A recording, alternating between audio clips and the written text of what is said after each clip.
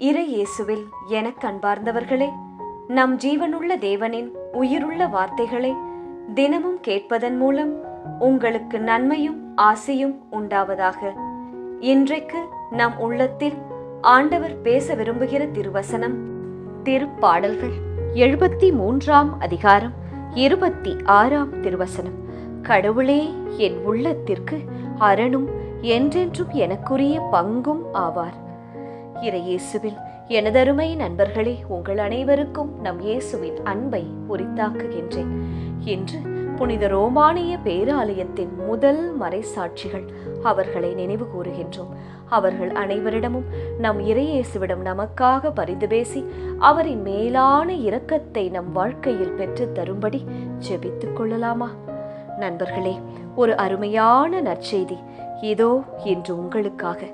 உங்கள் வாழ்க்கையில் அனைத்தும் தலைகீழாய் இருந்தாலும் இந்த இயேசு கிறிஸ்து என்னும் தலையான கல்லை, மூளைக்கல்லை உங்கள் உள்ளத்தில் நீங்கள் விசுவசிக்கும் போது, மனமாற ஏற்றுக்கொள்ளும் போது, இயேசுவை சார்ந்து நீங்கள் வாழும்போது சகலமும் மாறும். நண்பர்களே, இது நிச்சயம் டாப் டு பாட்டம் எல்லா விஷயங்களிலும் நன்மைக்குரிய மாற்றத்தை இயேசு உங்கள் வாழ்க்கையில் ஏற்படுத்துவார்.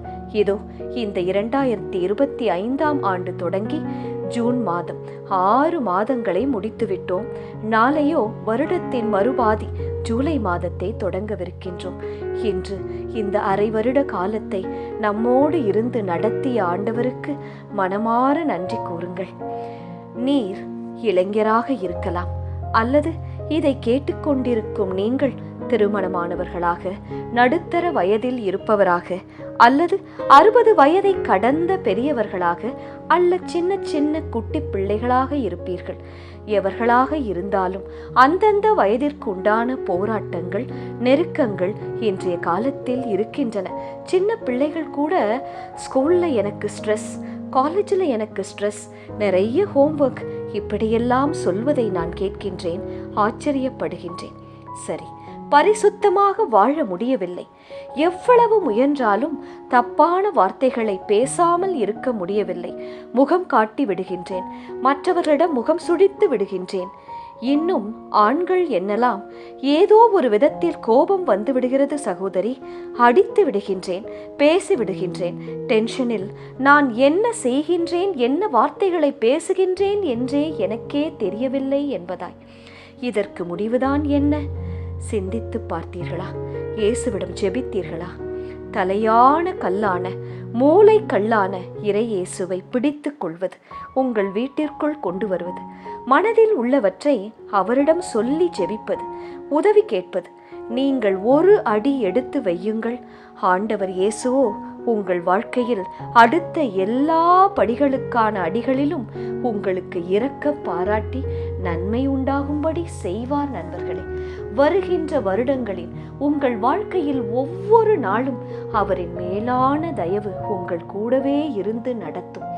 ஏதோ ஒரு காரியம் பல நாட்களாக இடிந்து போன, கட்டப்பட வேண்டிய நிலையில் உங்கள் வாழ்க்கையில் இருக்கின்றதா? இருக்கின்றதே, இப்படியாய் கிடப்பில் கிடக்கின்றதே என்று நீங்கள் நினைக்கிறீர்களா? இயேசு இன்று உங்களிடம் சொல்லுகிறார், உனக்கு கிருபை உண்டாவதாக என் மகளே, என் மகனே, என் குட்டி பிள்ளைகளே என்பதாய்.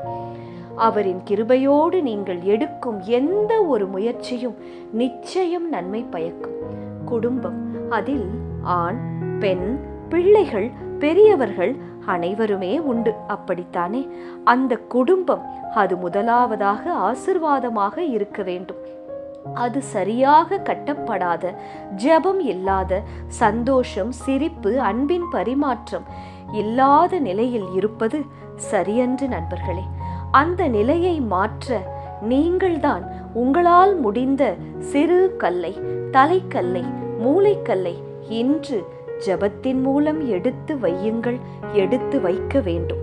மீதியானதை இயேசு உங்களுக்காக கட்டித் தருவார். முதலாவது முயற்சி, முதலாவது தலைக்கல், அது உங்களிடம் இருந்து வர வேண்டும் என்று இயேசு விரும்புகிறார். Be with Jesus. Believe in Jesus.